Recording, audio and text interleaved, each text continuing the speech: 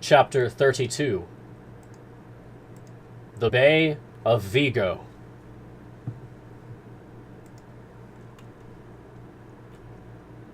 The Atlantic!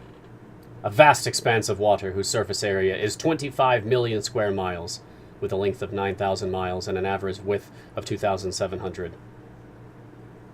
A major sea, nearly unknown to the ancients, except perhaps the Carthaginians, those Dutchmen of antiquity who went along the west coasts of Europe and Africa on their commercial junkets. An ocean whose parallel winding shores form an immense perimeter fed by the world's greatest rivers, the St. Lawrence, Mississippi, Amazon, Plata, Orinoco, Niger, Senegal, Elbe, Loire, and Rhine, which bring its waters from the most civilized countries as well as the most undeveloped seas. A magnificent plain of waves plowed continuously by ships of every nation, shaded by every flag in the world, and ending in those two dreadful headlands so feared by navigators, Cape Horn and the Cape of Tempests. The Nautilus broke these waters with the edge of its spur after doing nearly 10,000 leagues in 3.5 months, a track longer than a great circle of the earth.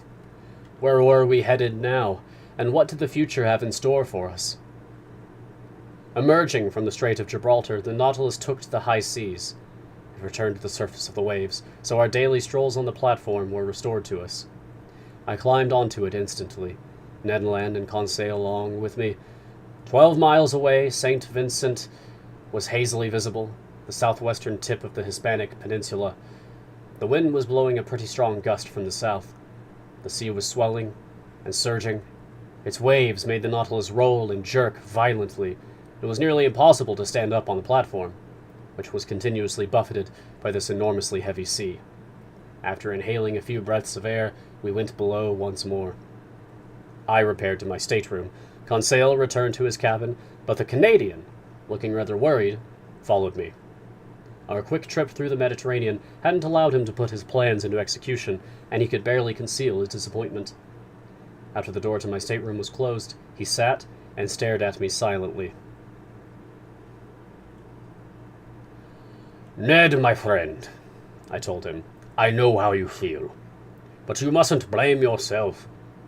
Given the way the Nautilus was navigating, it would have been sheer insanity to think of escaping." Ned Land didn't reply. His pursed lips and frowning brow indicated that he was in the grip of his monomania. "Look here," I went on. "As yet there's no cause for despair. We're going up the coast of Portugal. France and England aren't far off, and there we'll easily find refuge. Oh, I grant you, if the Nautilus had emerged from the Strait of Gibraltar and made for that cape in the south, if it were taking us toward those regions that have no continents, then I'd share your alarm. But we now know that Captain Nemo doesn't avoid the seas of civilization, and in a few days I think we can safely take action." Ned Land stared at me still more intently, and finally unpursed his lips. "We'll do it this evening," he said. I straightened suddenly. I admit that I was less than ready for this announcement. I wanted to reply to the Canadian, but words failed me. "We agreed to wait for the right circumstances," Ned Land went on. "Now we've got those circumstances. This evening we'll be just a few miles off the coast of Spain. It'll be cloudy tonight, the wind's blowing toward shore. You gave me your promise, Professor Aronnax, and I'm counting on you." Since I didn't say anything, the Canadian stood up and approached me. "We'll do it, this evening at 9 o'clock, he said. "I've alerted Conseil. By that time, Captain Nemo will be locked in his room and probably in bed. Neither the mechanics nor the crewmen will be able to see us. Conseil and I will go to the central companionway. As for you, Professor Aronnax, you'll stay in the library 2 steps away and wait for my signal. The oarsmaster and sail are in the skiff. I've even managed to stow some provisions inside. I've gotten hold of a monkey wrench to unscrew the nuts bolting the skiff to the Nautilus's hull. So everything's ready. I'll see you this evening." "The sea is rough," I said. "Admitted," the Canadian replied. "But we've got to risk it. Freedom is worth paying for. Besides, the longboat's solidly built, and a few miles with the wind behind us is no big deal. By tomorrow, Who knows if this ship won't be 100 leagues out to sea? If circumstances are in our favor, between 10 and 11 this evening, we'll be landing on some piece of solid ground, or we'll be dead. So we're in God's hands, and I'll see you this evening." This said, the Canadian withdrew, leaving me close to dumbfounded. I had imagined that if it came to this, I would have time to think about it, to talk it over. My stubborn companion hadn't granted me this courtesy. But after all, what would I have said to him? Ned Land was right 100 times over. These were near-ideal circumstances, and he was taking full advantage of them. In my selfish personal interests, could I go back on my word and be responsible for ruining the future lives of my companions? Tomorrow, might not Captain Nemo take us far away from any shore? Just then a fairly loud hissing told me that the ballast tanks were filling, and the Nautilus sank beneath the waves of the Atlantic.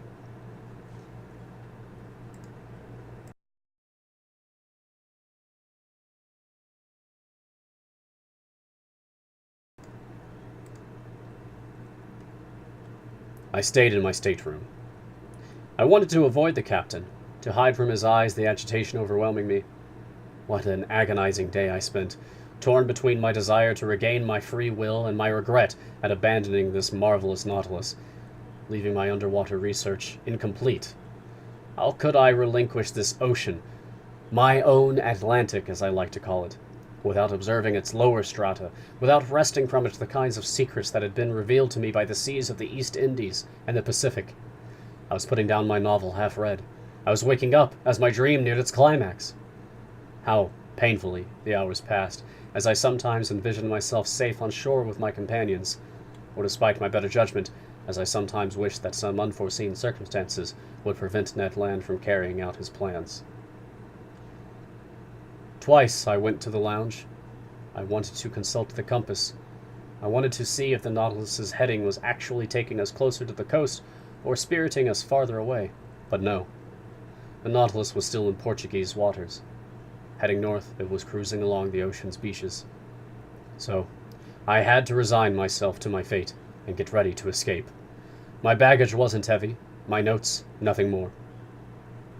As for Captain Nemo, I wondered what he would make of our escaping, what concern or perhaps what distress it might cause him, and what he would do in the twofold event of our attempt either failing or being found out.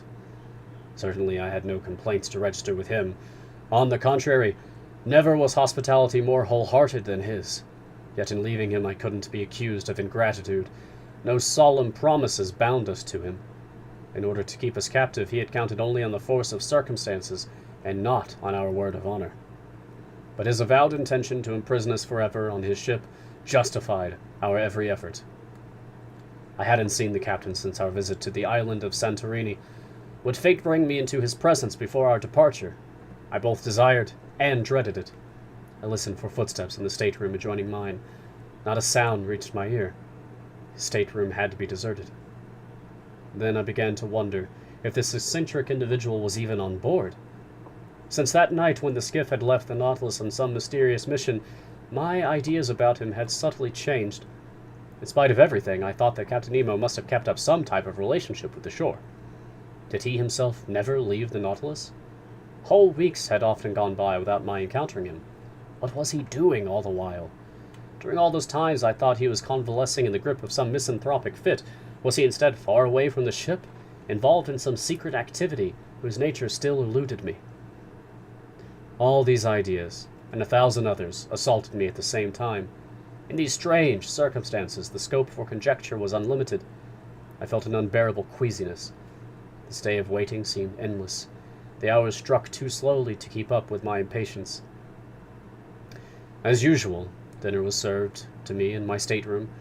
Full of anxiety, I ate little. I left the table at 7 o'clock.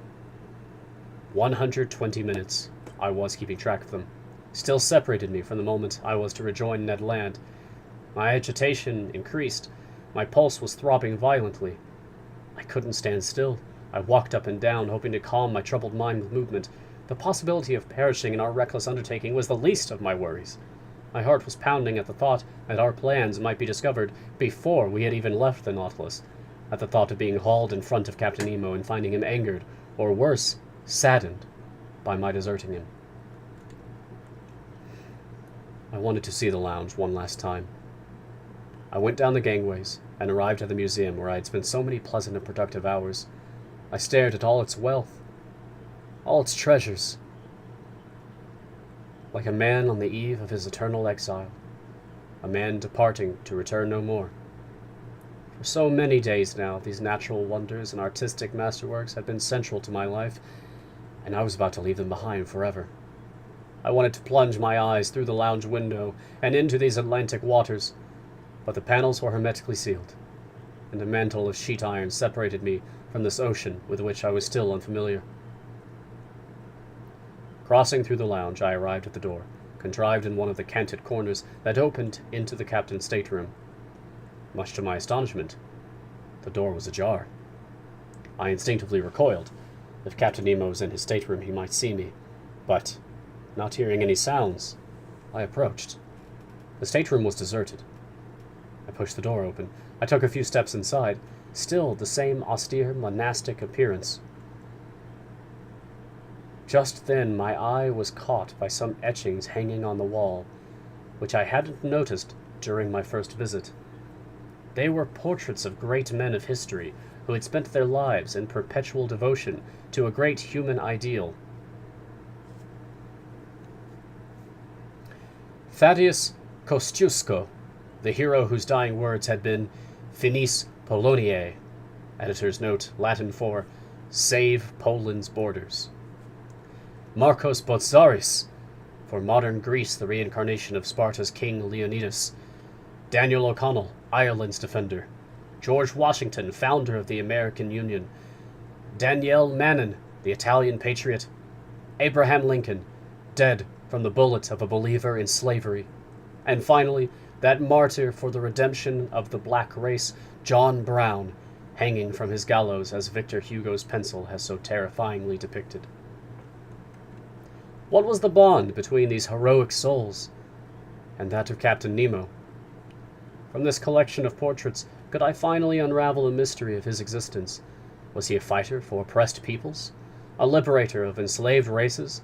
Had he figured in the recent political or social upheavals of this century? Was he a hero of that dreadful Civil War in America, a war lamentable, yet forever glorious? Suddenly the clock struck 8. The first stroke of its hammer on the chime snapped me out of my musings. I shuddered, as if some invisible eye had plunged into my innermost thoughts, and I rushed outside the stateroom. There my eyes fell on the compass. Our heading was still northerly. The log indicated a moderate speed, the pressure gauge a depth of about 60 feet, so circumstances were in favor of the Canadians' plans. I stayed in my stateroom. I dressed warmly. Fishing boots, otter cap, coat of fan mussel fabric lined with sealskin. I was ready. I was waiting. Only the propeller's vibrations disturbed the deep silence reigning on board. I cocked an ear and listened. Would a sudden outburst of voices tell me that Ned Land's escape plans had just been detected? A ghastly uneasiness stole through me. I tried in vain to recover my composure. A few minutes before 9 o'clock, I glued my ear to the captain's door. Not a sound. I left my stateroom and returned to the lounge, which was deserted, and plunged in near darkness.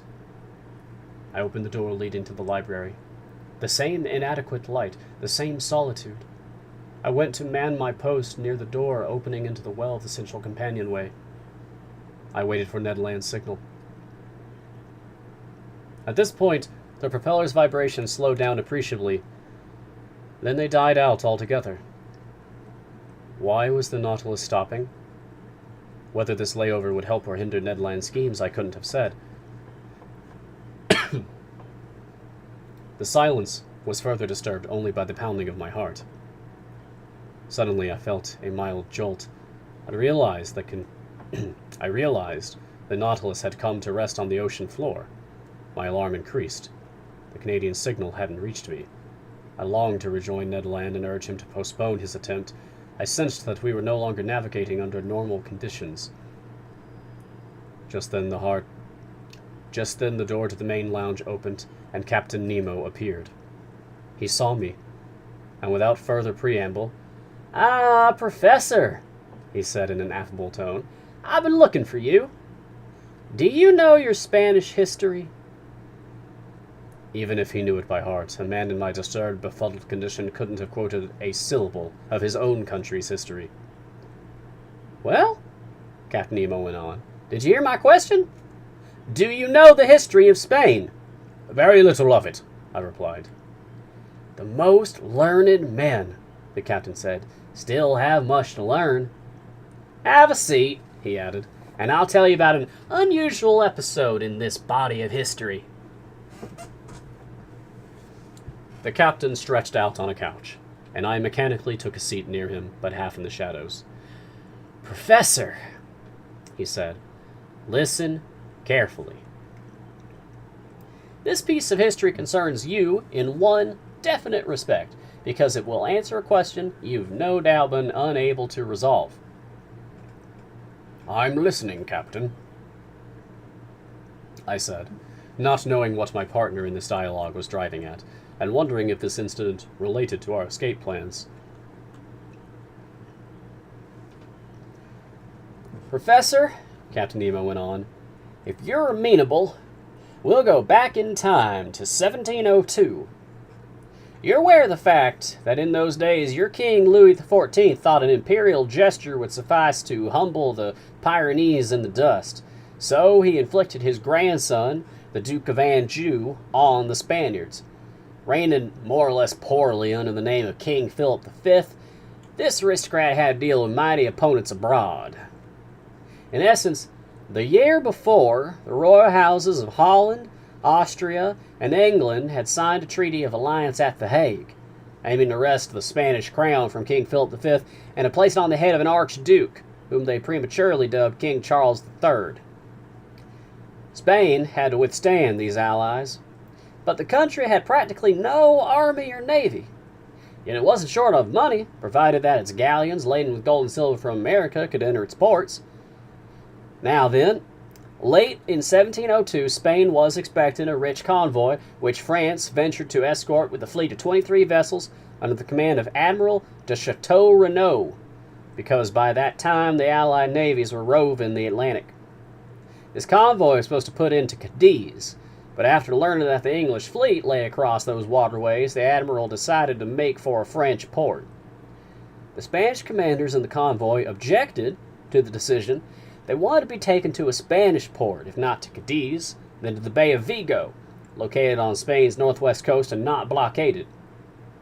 Admiral de Chateau-Renaud was so indecisive as to obey this directive, and the galleons entered the Bay of Vigo. Now, unfortunately, this bay forms an open offshore mooring that's impossible to defend. So it was essential to hurry and empty the galleons before the Allied fleets arrived, and there could have been ample time for this unloading if a wretched question of trade agreements hadn't suddenly come up. "Are you clear on the chain of events?" Captain Nemo asked me. "Perfectly clear," I said, not yet knowing why I was being given this history lesson. "Well, I'll continue. Here's what came to pass. The tradesmen of Cadiz had negotiated a charter whereby they were to receive all merchandise coming from the West Indies. Now then, unloading the ingots from those galleons at the port of Vigo would have been a violation of their rights, so they lodged a complaint in Madrid, and they obtained an order from the indecisive King Philip V. Without unloading, the convoy would stay in custody at the offshore mooring of Vigo until the enemy fleets had retreated. Now then, just as this decision was being handed down, English vessels arrived in the Bay of Vigo on October 22nd, 1702. Despite his inferior forces, Admiral de Chateau-Renaud fought courageously. But when he saw that the convoy's wealth was about to fall into the enemy's hands, he burned and scuttled the galleons, which went to the bottom with their immense treasures. Captain Nemo stopped. I admit it, I still couldn't see how this piece of history concerned me. "Well?" I asked him. "Well, Professor Aronnax," Captain Nemo answered me, "we're actually in the Bay of Vigo. And all that's left is for you to probe the mysteries of the place." The captain stood up and invited me to follow him. I'd had time to collect myself. I did so. The lounge was dark, but the sea's waves sparkled through the transparent windows. I stared.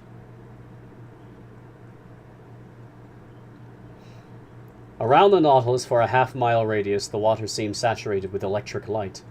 The sandy bottom was clear and bright. Dressed in diving suits, crewmen were busy clearing away half-rotted barrels and disemboweled trunks in the midst of the dingy hulks of ships. Out of these trunks and kegs spilled ingots of gold and silver, cascades of jewels, pieces of 8. The sand was heaped with them. Then, laden with these valuable spoils, the men returned to the Nautilus, dropped off their burdens inside, and went to resume this inexhaustible fishing for silver and gold. I understood. This was the setting of that battle on October 22nd, 1702. Here, in this very place, those galleons carrying treasure to the Spanish government had gone to the bottom. Here, whenever he needed, Captain Nemo came to withdraw these millions to ballast his Nautilus. It was for him alone, that America had yielded up its precious metals.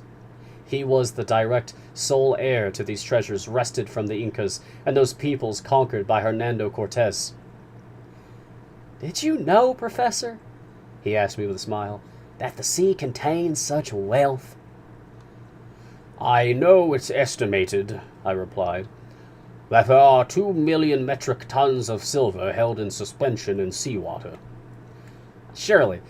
But in extracting that silver, your expenses would outweigh your profits. Here, by contrast, I have only to pick up what other men have lost.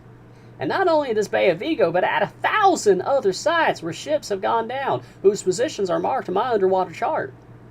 Do you understand now that I'm rich to the tune of billions?" "I understand, Captain.